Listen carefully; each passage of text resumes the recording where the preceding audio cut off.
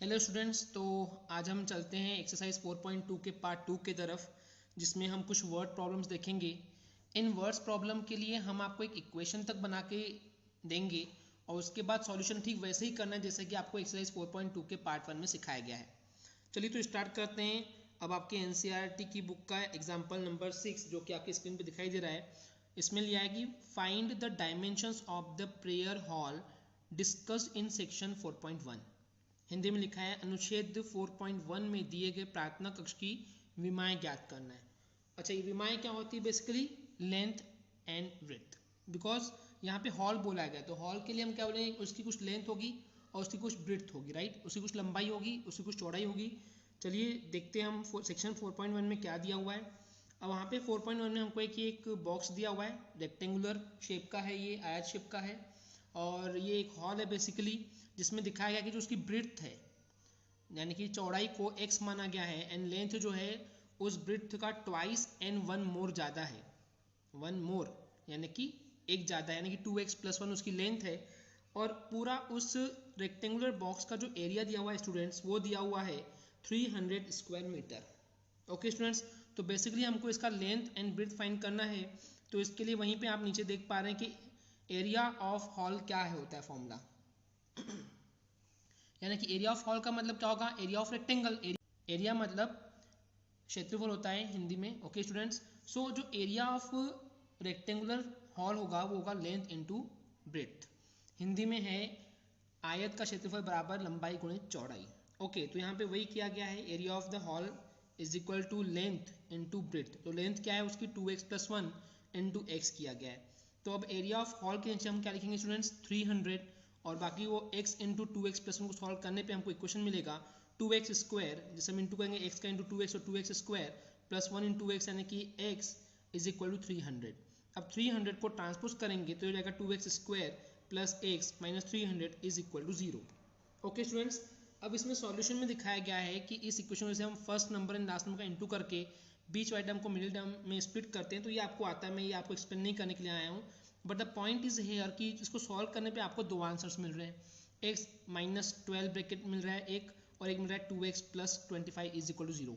तो इसमें पहले पार्ट को x - 12 को इज इक्वल टू 0 से अलग करेंगे and 2x + 25 is equal to 0 से अलग करेंगे। तो सॉल्व करने पे x इज इक्वल टू या तो 12 मिलेगा, या फिर आप सॉल्व करेंगे तो इसको x इज इक्वल टू -12.5 मिलेगा। सो बेसिकली इस क्वेश्चन में हमको समझाने के लिए यही पर्पज़ है कि अब दो आंसर मिल रहे हैं हमको, x की दो वैल्यूज मिल रही है, या तो 12 हो सकता है या तो -12.5 हो सकता है। तो कौन सा सही है ये हम जज करने के लिए आए हैं स्पेशली इस क्वेश्चन पे, कि बेसिकली क्या होता है स्टूडेंट्स, जो हम x क्या है यहाँ पे, x जो है ब्रेड्थ था, डायग्राम में भी हम देख पा रहे हैं x क्या है उसकी ब्रेड्थ है, चौड़ाई है। तो आप बताइए कभी चौड़ाई कभी माइनस में हो सकती क्या? चौड़ाई या तो 0.1 होगी, अगर किसी की चौड़ाई है ही नहीं तो 0 हो सकती है, पर माइनस में कभी ब्रेड्थ नहीं हो सकती है, इसलिए -12.5 हम इग्नोर कर देंगे क्योंकि वो एक सही जवाब नहीं है। तो हम लेंगे ब्रेड्थ जो है उसकी वो है 12। ओके स्टूडेंट्स, अब इस x की वैल्यू हम लिखेंगे उसकी लेंथ के फॉर्मूले में, that is 2x + 1।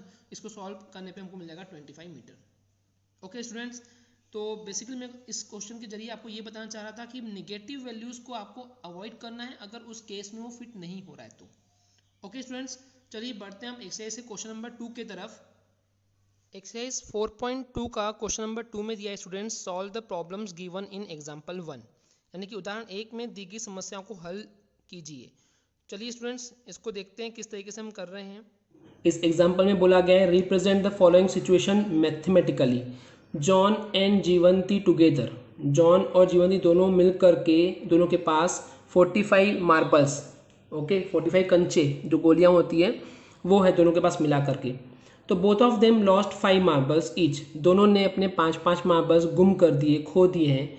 And the product of, product मतलब क्या होता है? इनटू, मल्टीप्लाई, गुणनफल, the number of marbles they now have, दोनों के पास अभी जितने भी मार्बल्स हैं उतनों का अगर हम इनटू कर दें तो हमको आंसर मिलता है 124। We would like to find out how many marbles they had to start with. Okay, तो स्टार्टिंग में उनके पास कितने मार्बल थे हमको जानकारी चाहिए इसके बारे में। तो स्टार्ट करते हैं, लेट करते हैं पहले। Let John having marbles be x, कि जॉन के पास जो मार्बल्स हैं, John is having marbles BX, और इसी में लिखेंगे फिर जीवंती के लिए कि जीवंती के पास कितने होंगे, तो वो कितने होंगे स्टूडेंट्स, दोनों को मिलाकर 45 थे। जॉन के पास X है तो जीवंती के पास कितने होंगे, that would be the 45 minus X। जैसे एग्जाम्पल्स मान लीजिए आपको पापा ने आपके 50 रुपीज़ दिए एंड आपको बोले कि 2 भाई शेयर कर लो, तो मान लीजिए एक भाई ने 20 रुपीज़ रखे हैं तो दूसरा कितना रखेगा, दैट वुड बी 50 माइनस 20, पूरा जितना है उसमें से 20 माइनस कर देंगे, तो पूरे में से X तो ले लिया जॉन ने, तो इसके पास जीवंती के पास कितने हो जाएंगे 45 माइनस X। इसके बाद स्टूडेंट्स क्वेश्चन ये बोल रहा है कि दोनों के पास इसने भी 5 लॉस कर दिया और इसने भी लॉस कर दिया, राइट। तो अब बोलेंगे John is having marbles after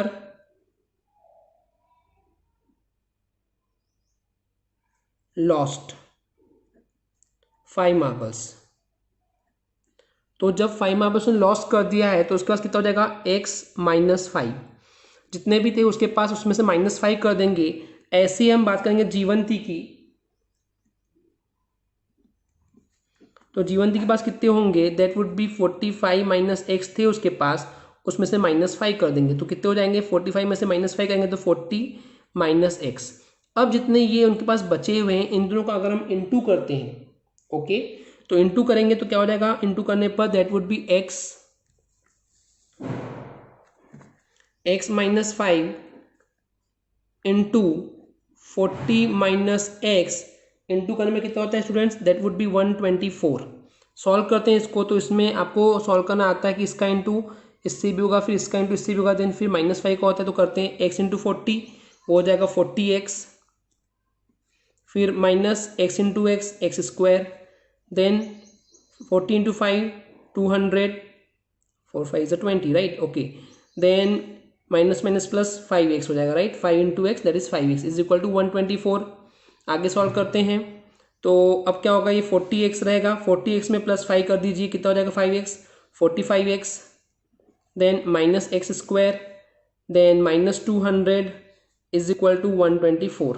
okay students, अब व्हाट आई विल सजेस्ट कि इन सबको आप उधर ट्रांसपोज कर दीजिए, क्यों, क्योंकि हमको जनरली ये प्रीफर करना है कि एक्स स्क्वायर जो है, जो पहला टर्म है क्वाड्रेटिक इक्वेशन का, वो हमेशा पॉजिटिव में प्लस में होना चाहिए, तो इसको उधर भेजेंगे तो क्या हो जाएगा स्टूडेंट्स, सबको उधर भेज देंगे तो हो जाएगा ये x square minus 45x, then +200 and +124, तो यहाँ पे कुछ भी नहीं तो जीरो है।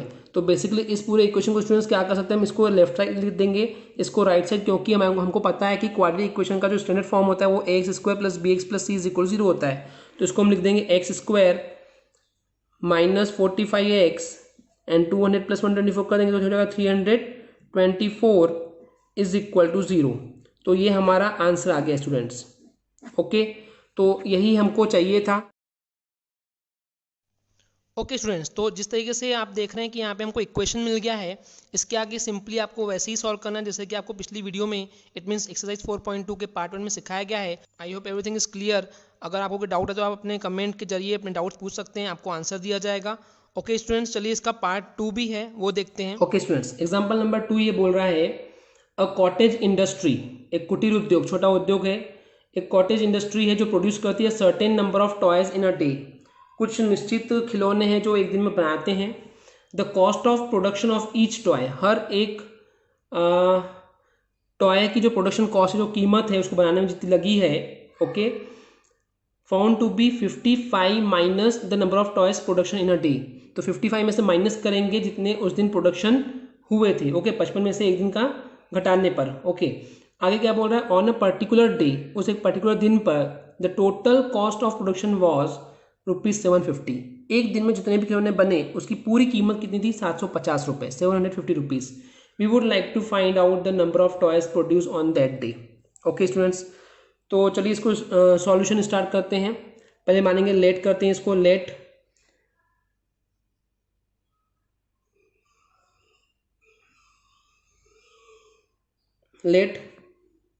Cottage industry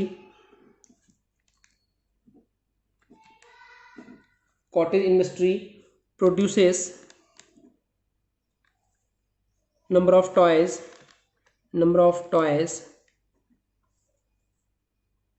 in a day be ₹X। Okay students, हमने मान लिया कि X रुपीज़ है उसकी कॉस्ट, सॉरी इतने X टॉयज प्रोड्यूस कर रही है। अब हम बात करते हैं the cost of production. The cost of production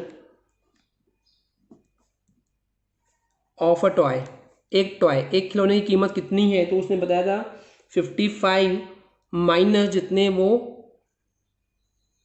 एक दिन में टॉयज बनाते, तो एक दिन में कितने टॉयज बना रहे X, तो हम लिख देंगे 55, हम यहाँ लिख देंगे 55 माइनस X। ओके स्टूडेंट्स, बढ़ते हैं अब आगे।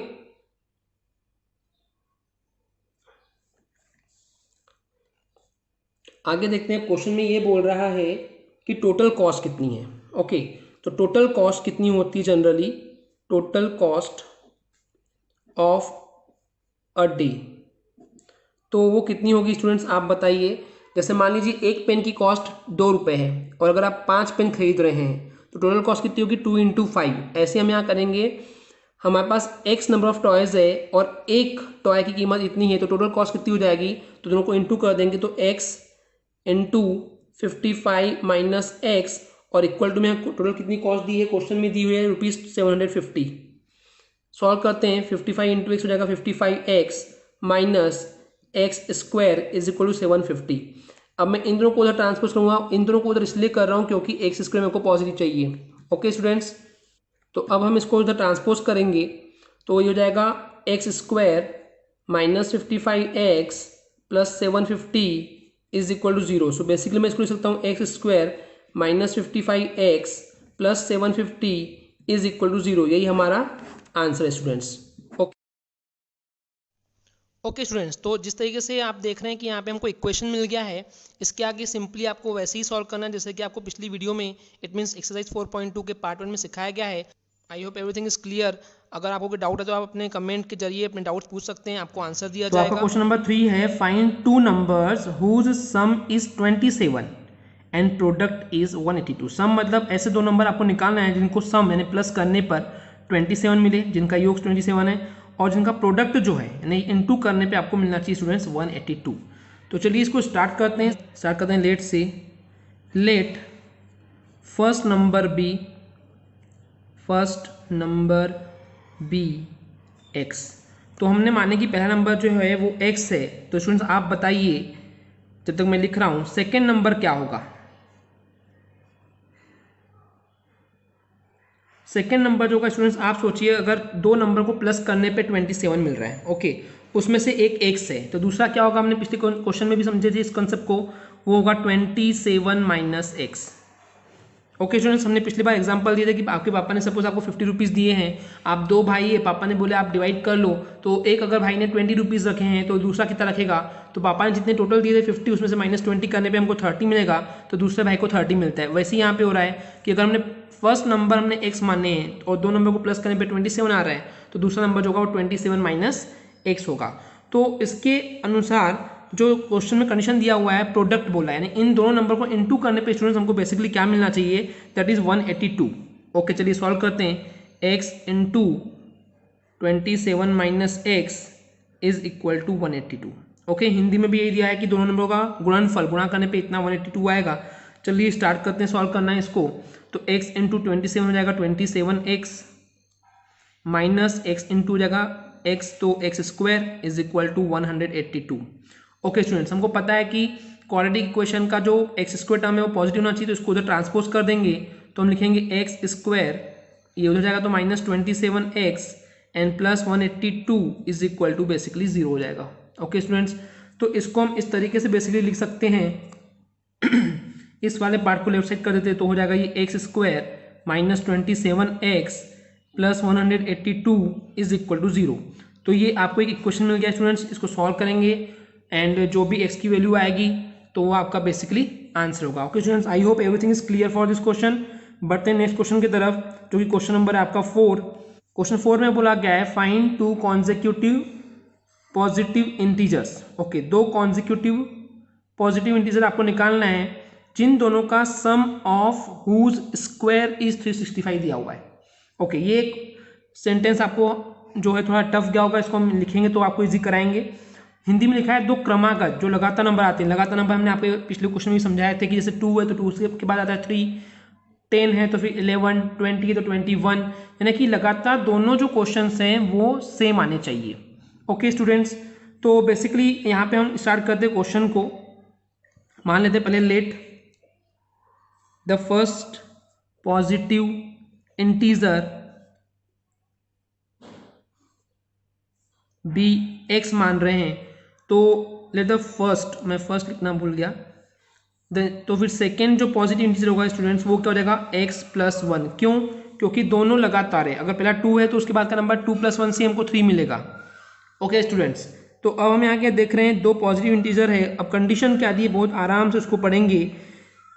देखिए जैसे जैसे क्वेश्चन बोलते हैं आपको करते आना है। सम बोल दिया मतलब आपको क्या करना है, बेसिकली प्लस ऑफ, सम किस किस का सम है, हुज स्क्वायर, वो जो दोनों नंबर है उन दोनों का आपको बेसिकली स्क्वायर करना है। तो x है तो उसका भी स्क्वायर करेंगे, और x + 1 है तो उसका भी स्क्वायर करेंगे।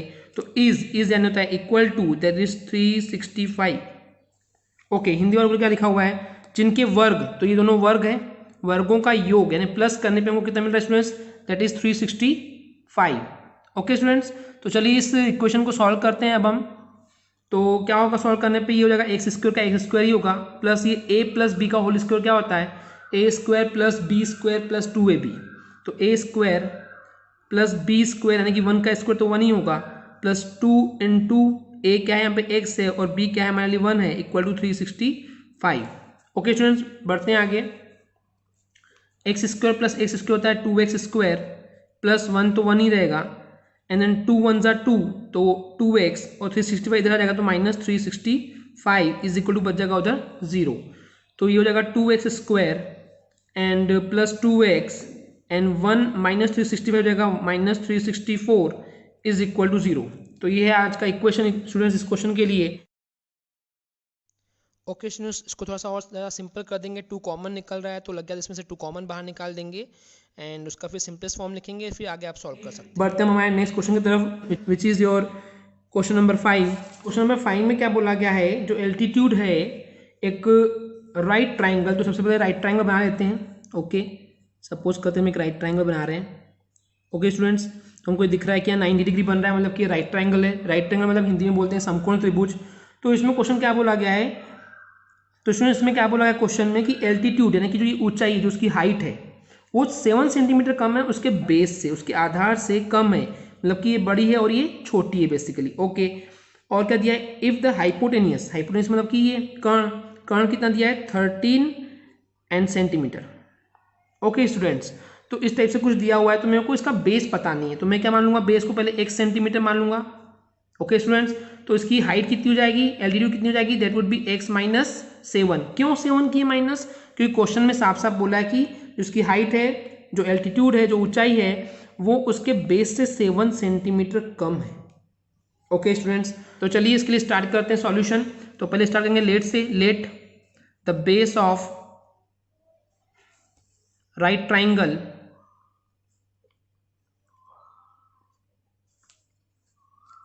बी x सेंटीमीटर, तो जो इसकी एल्टीट्यूड हो जाएगी, एल्टीट्यूड ऑफ राइट ट्राइंगल कितनी हो जाएगी students, that would be x - 7 centimetre. तो अब आपको यहाँ पे एक चीज़ पता होना चाहिए स्टूडेंट्स, जो कि ये है कि राइट ट्राइंगल या राइट एंगल ट्राइंगल की जो प्रॉपर्टी होती है, जो समकोण त्रिभुज की प्रॉपर्टी होती है, वो होती है पाइथागोरस थ्योरम। तो पाइथागोरस थ्योरम क्या बोलता है कि हाइपोटेन्यूज का square is equal to perpendicular का स्क्वायर प्लस बेस का स्क्वायर, कर्ण का वर्ग बराबर लंब का वर्ग धन आधार का वर्ग। तो उसको लिखेंगे पहले, तो मैं शॉर्ट में लिख रहा हूँ हाइट का square is equal to perpendicular का स्क्वायर प्लस बेस का स्क्वायर। यहाँ लिखेंगे आप बाय यूजिंग, मैं लिखना भूल गया, by using Pythagoras theorem. Okay students, clear है यहाँ तक के। तो चलिए वैल्यू पुटअप करते हैं। हाइपोटेन्यूज हमको पता है कि 13 है, तो 13 का स्क्वायर कर देंगे, परपेंडिकुलर जो है वो x - 7 का होल स्क्वायर आ जाएगा, प्लस बेस जो है वो x है। ओके स्टूडेंट्स, चलिए इसको सॉल्व करते हैं आगे। 13 का स्क्वायर होता है 169 is equal to a minus b का होल स्क्वायर होता है a का स्क्वायर प्लस b का स्क्वायर यानी कि 7 का स्क्वायर हो जाएगा -2 a जो है वो x है और b जो है वो 7 है plus x square. Okay students, आगे देखते हैं, यहाँ 169 वैसे का वैसे रहेगा, एक्स स्क्वायर हो जाएगा ये, प्लस 7 का स्क्वायर 49 होता है, -2 7 14 एक्स हो जाएगा प्लस एक्स स्क्वायर। ओके, तो हम आगे देखते हैं 169 is equal to x square plus x square हो जाएगा 2x स्क्वायर एंड ये हो जाएगा -14x प्लस 49। ओके स्टूडेंट्स, इस नंबर को जब ट्रांसपोज कर देंगे तो यहाँ 0 बच जाएगा, 0 is equal to 2x square minus 14x plus 49 minus 169। बढ़ते हैं आगे। अब यहाँ पे इस वाले पार्ट को स्टूडेंट्स हम इधर लिख देंगे और 0 को उधर कर देंगे तो जाएगा ये 2x स्क्वायर माइनस 14x। अब इसको सॉल्व करते हैं, बड़े नंबर के सामने माइनस होता है माइनस ही आएगा, 9 में से 9 माइनस होगा तो 0 हो जाएगा, 6 में से 4 गया तो 2 हो जाएगा एंड 1 का 1 बचेगा। ओके स्टूडेंट्स, तो इस तरीके से हमारे पास इक्वेशन आ गया है, इसको आगे सॉल्व करना है जिससे आपको x की वैल्यू मिल जाएगी। ओके स्टूडेंट्स, इसको थोड़ा सा और ज़्यादा सिंपल कर देंगे, 2 कॉमन निकल रहा है तो लग गया इसमें से 2 कॉमन बाहर निकाल देंगे एंड उसका फिर सिंपलेस्ट फॉर्म लिखेंगे, फिर आगे आप सॉल्व कर सकते अगर आपको x की वैल्यू मिल जाएगी तो x की वैल्यू यहाँ रख देंगे पहले, तो आपको बेस मिल जाएगा, उस x की वैल्यू फिर यहाँ रखेंगे तो आपको बेसिकली एल्टीट्यूड यानी कि उसकी ऊंचाई मिल जाएगी। Okay students, I hope clear हो गया होगा, कोई डाउट होगा तो आप कमेंट के जरिए पूछेंगे। बढ़ते हैं नेक्स्ट एंड लास्ट क्वेश्चन की तरफ, विच इज क्वेश्चन नंबर 6। आपका क्वेश्चन नंबर 6 क्या बोल रहा है स्टूडेंट्स, एक कॉटेज इंडस्ट्री है, एक कुटीर उद्योग है, वो प्रोड्यूस करता है a certain number of pottery articles. Okay, कुछ बर्तनों का मतलब पॉटरी आर्टिकल्स मतलब कुछ बर्तनों का निर्माण करता है, बनाता है मतलब।